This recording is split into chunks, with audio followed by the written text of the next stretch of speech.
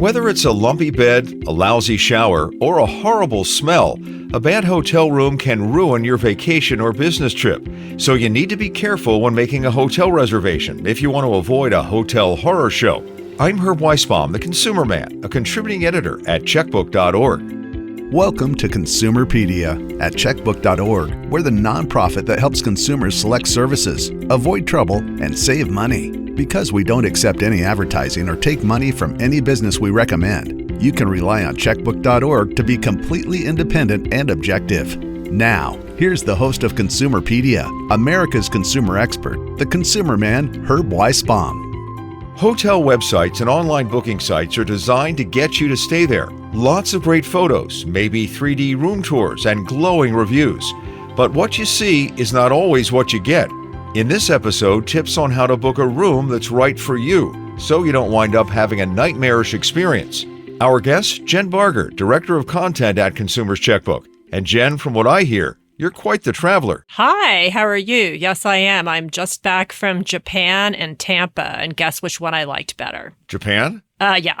Okay. It's a bit of a no-brainer, but Tampa's actually pretty nice. All right. Go konnichiwa. And Tara Bush, a travel advisor and founder of the Conscious Travel Collective Agency. Tara is joining us from France. Bonsoir. Bonsoir. Where are you exactly in France? I am in Bordeaux. Oh. I am not on a winery. I'm here visiting friends in town, but still nonetheless enjoying the city and the French life here for a few days. Great. Well, thanks for joining us. How about we start by sharing a personal hotel horror story? It can be recent. It can be something that happened a few years ago. Tara, since you're our guest, let's start with you. Okay, so I have a handful of these, but there's definitely one that stood out in my mind because it was a real rookie mistake.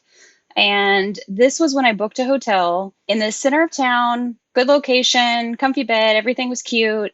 But it turns out when I got into the room, there were no windows. There were photos that showed curtains, kind of closed. Again, very cute styling in the room. But when you got there, you open the curtain and it just opens up to a wall. So... Oh my God. That was, that was a surprise. Now, to be totally fair, in the fine print, the property had disclosed that this was a windowless room.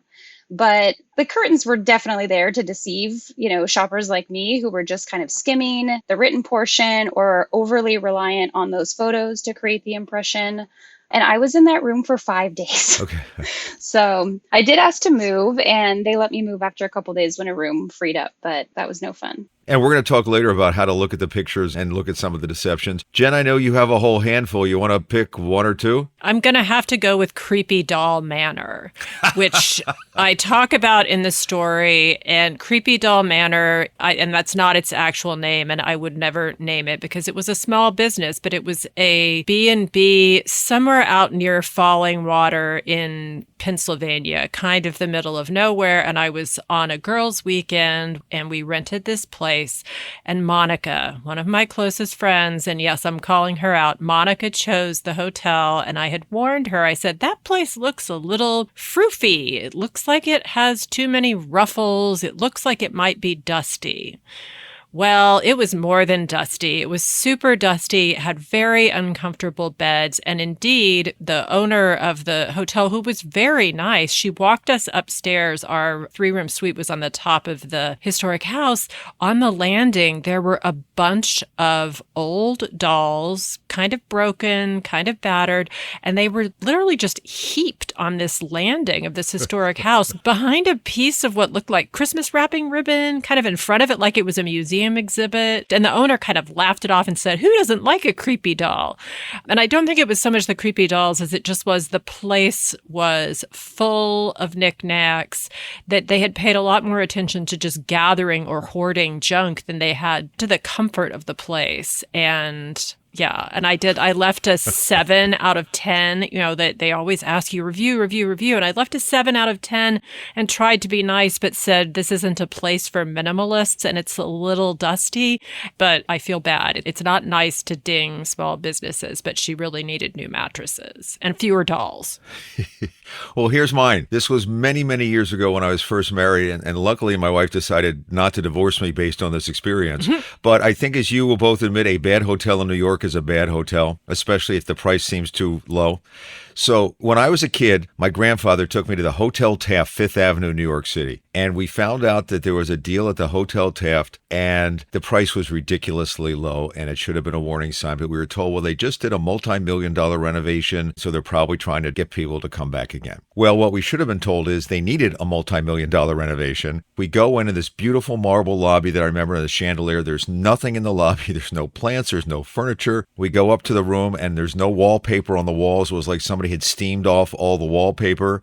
Get in the room and there was a little bit of fungus growing on the pipes of the toilet, the old-fashioned, New York toilets. I mean, my wife was pissed, to say the least. And the kicker was, in the morning, she went to take a shower. There was no hot water. And she looked at me and she said, "That's it? We're out of here." I went down to the lobby and I complained, and they "You wanted water for this price? Are you hot water? Are you kidding me?" So we called up and got another hotel, and then I contacted my American Express credit card that the room was on, and they gave me all the money back, which maybe is a tip of the story that if you have a really horrible experience and you put it on a credit card, talk to your credit card company. But I'm so blessed that my wife did not decide to divorce me because of that experience. But if the price is too good to be true, run away as fast as you can. Yeah, that is a good point. So let's talk about ratings and reviews. A lot of people pick a place based on those two factors. Tara, how do you suggest people use hotel reviews and ratings? Yeah, I think that you really have to give yourself a lot of choices. If you just kind of skim through, read a couple, you're probably not getting the best information to be able to really make an informed decision. Not only do you want to look at reviews that are the lowest and the highest reviews, which is people have that option to kind of sort so they can see the top and the bottom. But I think ones where people have taken the time to give a true critique, and they're calling out things that they loved. They're commenting on the staff. You can tell that they've really put a lot of thought into their reviews. Those are super helpful. If it's something that's just kind of gushing, that's great. That gives you an idea of what stood out. If it's something that's really highly critical, then this is someone that had a bad time with that particular aspect, and maybe they're not going to share the breakfast that was fantastic because they're really hung up on the noise from the street or something like that. So trying to find those well-rounded reviews that give you more information. Definitely look at when the review was written. You want to find something as current as possible. I think it's also important that people consider who is writing this review. If I'm looking for a room in Rome, for example, and the review is written by someone that's from Italy, they may have a very different perspective and understanding on culture and a different, experience with the size of the room and the strength of the air conditioning than, say, someone from Texas who's coming and expecting a bigger room and really powerful AC. So it can be helpful to also kind of take that information of who is writing the review, where are they from? If they're talking about their expectations, that's great. That's really helpful. You do have to dig in. You do have to spend a little bit of time. Go to multiple review sites. Some of them are going to do a great job of sorting the common phrases. So they might have things like categories for staff or cleanliness. That's super helpful. I know TripAdvisor does that. So you can see how people have actually rated all these different categories.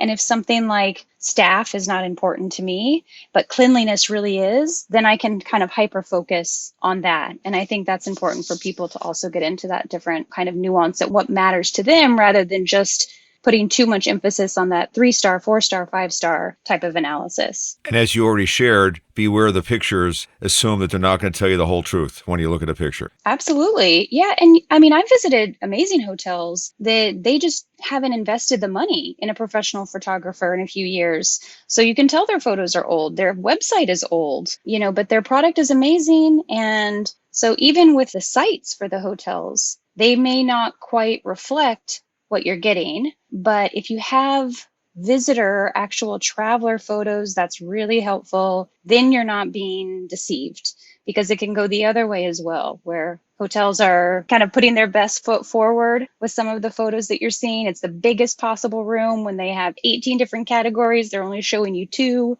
So you want to be careful to have a variety of photos that you're looking at. Again, ones that are current, coming from travelers. If they have comments, that's even better. If they're telling you this was this particular room or this number, this category, this date, this time of year, the more information, the better. It does take a little time to kind of comb through all those things, but getting multiple sources, I think, is really key. Well, rather than going with online comments, Jen, I like to read reviews from trusted travel reporters. That's what they do for a living. It seems like it's a much better way to choose between properties. Yeah, and I like to do that too. It's not that I don't read the reviews on TripAdvisor or Booking.com. I tend to particularly use those or the hotel websites to either look. One of my tips on those is to be really sure that the class or name of the room that you are booking is what you're seeing a photo of. Because again, like Tara was saying, you could see this beautiful, $20,000 a night suite and be like, I want to stay there.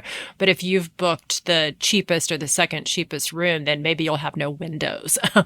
But I like both the Telegraph, because the Telegraph, the British website newspaper, they have a really robust reviewing site. And while it's not always as strong for the US, it's great abroad, and they really have reviewers. And what I really like about it, and they rank things, I think, on a scale of 1 to 10, but you don't see anything that's below maybe a 6. But they also talk about things like, this is a great choice for backpackers, or this is a great choice for families. So they boil it down and classify it, I think, in ways that are a little bit trickier to find on TripAdvisor and Booking.com. Because, I know I've stayed in places that I'm like, I like them, but I'm a middle-aged lady, and there's like a very backpacky scene in the lobby or things like that.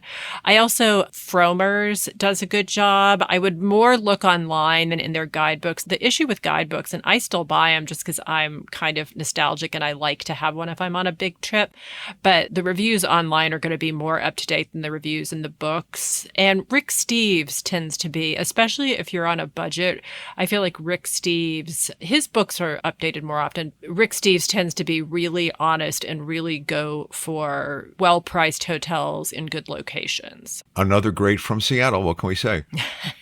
Jen, in your article, you suggest people look for comments about amenities or deal breakers that are important to them. Could you explain that? I mean, I have a strange thing I like, and it's not a deal breaker, but I like bathtubs, especially if it's winter and if it's somewhere like New York or Paris or any place that's a little cold or a little dirty. I just love to come back and be like, here's my bathtub. So I look for that, and you have to be very specific about it. Sometimes you even have to say that when you check in and be like, I know you have rooms with showers and bathtubs, but I want the bathtub. And then with deal breakers, going back to that lively lobby or good for getting to know other people, those might be euphemisms for this is a hostel, and I'm kind of hostile to hostels. And noise. Noise is a big one, because I feel like some people do not care about a little street noise, and other people are adamant about not having it. So I think you need to be careful about that. And also, don't be afraid to ask, just like the bathtub. When you book, you can be like, I like quiet. Can you have me facing the courtyard, quietest room possible, high floor? Though high floor is increasingly getting to be something that you pay higher prices for. When it comes to selling a house or booking a hotel room, location is everything. And up next, we're going to talk to Jen and Tara about that. Plus, does it make sense to be loyal to one hotel chain? I'm Herb Weisbaum, the Consumer Man, and this is Consumerpedia, powered by Checkbook.org. At Checkbook.org, we have the answers to your consumer questions 24/7. That's Checkbook.org. We're a unique nonprofit that can help you with select local service providers, avoid trouble, and save money. Because we don't accept any advertising or take money from any business we recommend, you can rely on Checkbook to be completely independent and objective. Our advice is always free. Ratings of local services are available with a subscription. If you live in one of these 7 metro areas and haven't joined Checkbook yet, check us out. Boston, Chicago, Philadelphia, Seattle, San Francisco, Minneapolis-St. Paul, and Washington, D.C. Get your free 30-day subscription by going to checkbook.org/Consumerpedia. Whether you're traveling for business or pleasure, you want a nice hotel at a price you can afford. The location of your lodging is also an important consideration. For those on vacation, a big decision is, do I stay in the city where all the action and attractions are, or stay further out and get a completely different experience and possibly a cheaper price? Tara, what do you suggest? Ooh, I think it depends exactly on, the kind of holiday that you're looking to have, because there's going to be a bit more convenience that's involved when you're right in town. But, not everyone is necessarily looking for that. They don't need to walk right out their front door and have everything at their fingertips, especially if you have a bit more time. You can go more slowly. sometimes it can be really fun. I was in Florence last year with my husband, and we stayed outside of town. And we ended up loving the little, neighborhood. We walked down to the local restaurant that was full every single night. Everyone there was so sweet. You could tell it was just full of locals. We had like $8 pizzas and beer. It was fantastic. So, if you want something where you can go at a little bit more slower pace and mingle a little bit more, being outside of the city center has some really strong advantages. But it did mean that we had to spend time traveling every morning or every evening. We had to kind of plan our day to be out. We couldn't have that midday break to come back. So those are some considerations I think that people should put into their calculus when they're thinking about where to place themselves. And it might also be that there's like a really fabulous property that's just outside of town. So that could also be really tempting. If that offers an experience in itself, then that can also be a nice draw. And public transit also can be your friend, even if you're in a far out neighborhood. If you're in a city with great public transit, which might be Tokyo or New York or even Washington, D.C., if you stay somewhere on public transit, you might both save yourself money and save yourself from, staying in a place that's too busy for your taste. Let's talk about brand loyalty. Some people have a favorite chain they use whenever possible. It could be to earn points, me, or because we really like the properties and how they're run, me again. However, Jen, as you point out, there is a downside to sticking with one hotel chain. You may pay more or miss a great place to stay. And I also think it was funny because I'm going to bring up a hotel horror story, is that last summer when my elderly in-laws were in town, we went up to Frederick, Maryland, which is outside of DC. It doesn't matter what the hotel chain is, but this mid-priced hotel chain, the elevator was broken and there was mold in the air conditioning. And it was just, this is a reliable chain, sort of couple steps up from a motel that I've stayed at before. But I think what people don't think about is that many of them are franchises. And so that means that the quality can differ from property to property. And so I think it's not McDonald's, even though McDonald's is franchised too, but you're not always getting the same thing no matter where you're staying. That's a really good point. I've never used a booking site. I always book my room using the hotel website. I want to work directly with the hotel should anything go wrong. And Jen, based on Checkbook's research, most travel booking sites offer prices that are identical to what you'll find on hotel websites. So why not use the hotel website? Well, a good reason to use the hotel website is because if you need to cancel and you're canceling last minute, if you do it on the hotel's website, it's easier to get your money back. It's easier to call them up and be like, hey, listen, my dog died.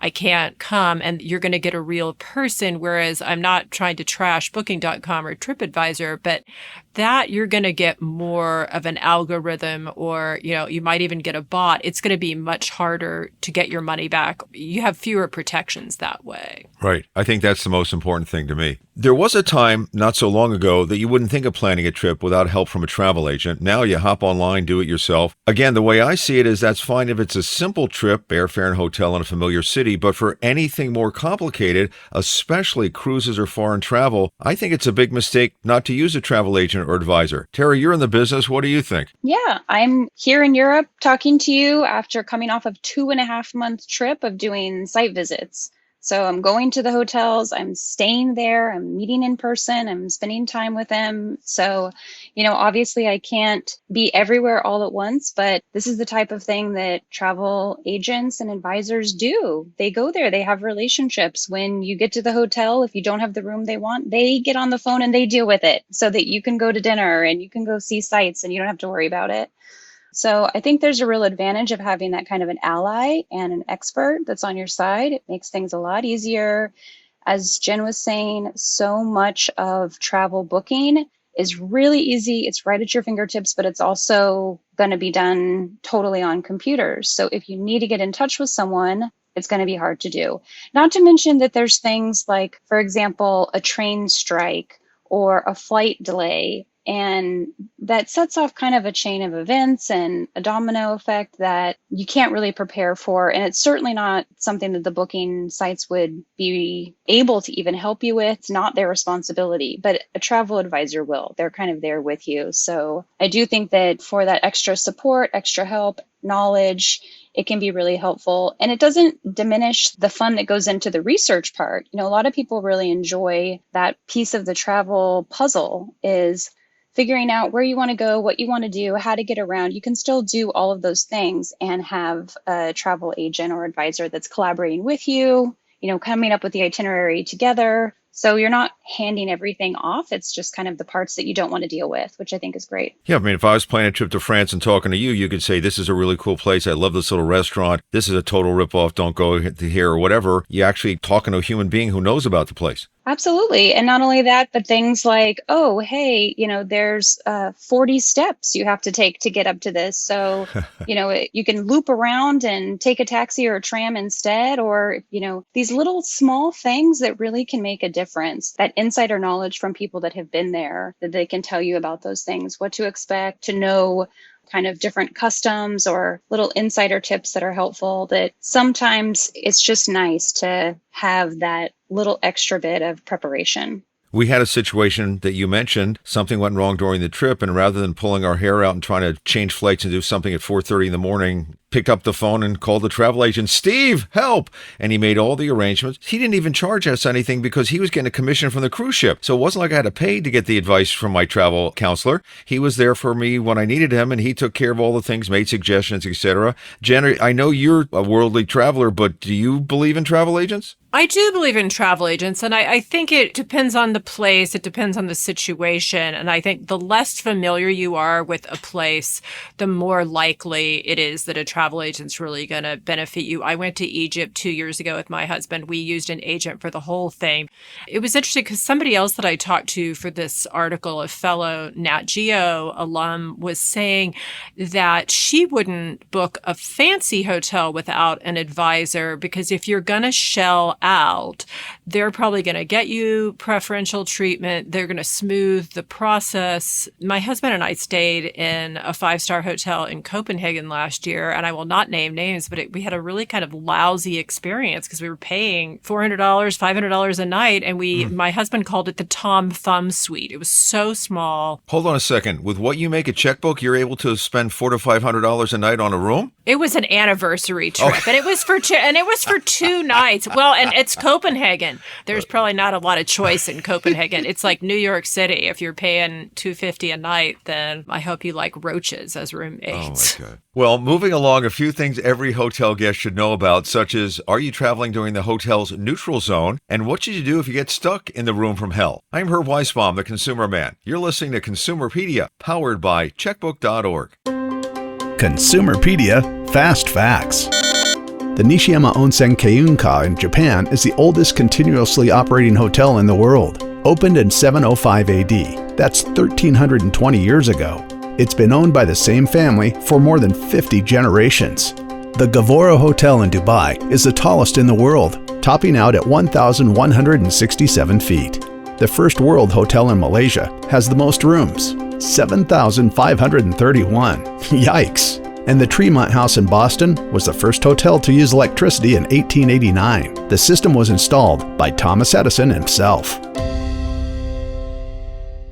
All right, a few odds and ends before we go. I was at a conference in Chicago in April. There was no heat in the room. It was 49 degrees outside. My room was 66, and I know it was going to get colder, so I called up and asked for an engineer to come up, and I was told that there was no HVAC system on because I was in the neutral zone.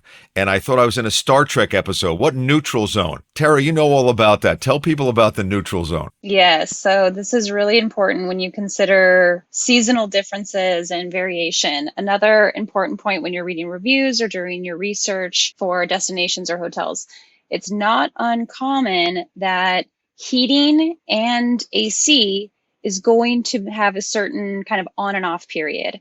These are usually preset. It's not even up to the hotel in many cases. It might be set by the municipality, or there could be some other rules that are dictating what they can or cannot do. So in your case, Chicago, or this property, had determined that it was no longer cold enough to have the heat and not warm enough for AC. So it was just kind of left up to the natural elements. You know, if you're hot, open the window. If you're cold, grab an extra blanket. They brought up a space heater. Yep. There you go. Exactly. Yeah, they Wow. might have some like fans, that like plug in fans on hand that can be delivered to the room. I see this a lot in Europe. And in most cases in Europe, it's not controlled by the hotel. So there's a preset date, often that's going to be in like April or May for turning off the heat. And then maybe they're going to turn it back on again in October, November, just depends.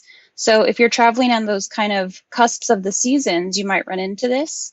And it's an important thing to know, especially if you're going to be really sensitive to the conditions in your room. There's always the alternative to open the window if it's warm, but then you have the outside street noise. So understanding what you need to be comfortable and making sure that you're looking for those things and not making assumptions. And you never know until you run into a situation sometimes, but then you'll never forget. So, what's the lesson here? If you're traveling during shoulder season, maybe ask the hotel, is the HVAC system turned off when I'm coming? Yeah, I mean, I think that it is good to know. Like Jen said, there's a real benefits can be found when you're booking direct. And if you have that kind of communication to the hotel, you can really explain what you want. And you also don't have to do so much hunting and pecking and looking for these things.